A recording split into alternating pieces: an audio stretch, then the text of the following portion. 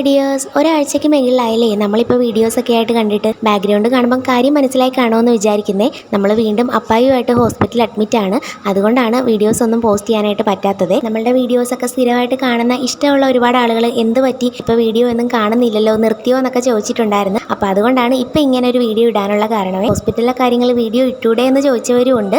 അതിന് തക്ക ഒരു മാനസികാവസ്ഥയിലല്ല, അതുകൊണ്ടാണ് ഹോസ്പിറ്റൽ കാര്യങ്ങളൊന്നും കൂടുതൽ ഇതിൽ ഉൾപ്പെടുത്താത്തത്.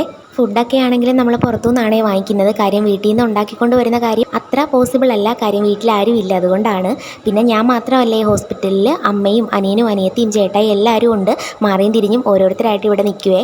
ഏകദേശം 3 മാസം അടുത്തായിട്ട് നമ്മളിപ്പോൾ ഹോസ്പിറ്റൽ വരാന്തകളൊക്കെ കയറി ഇറങ്ങി നടക്കുവാണ്. എല്ലാത്തിൻ്റെ ഒടുവിൽ നല്ലൊരു റിസൾട്ട് കിട്ടുമെന്നുള്ള പ്രതീക്ഷയിലാണ് ഞങ്ങൾ. നമ്മുടെ വീഡിയോസ് കാണുന്ന എല്ലാവരും എൻ്റെ അപ്പായ്ക്ക് വേണ്ടിയിട്ടൊന്ന് പ്രാർത്ഥിക്കണേ.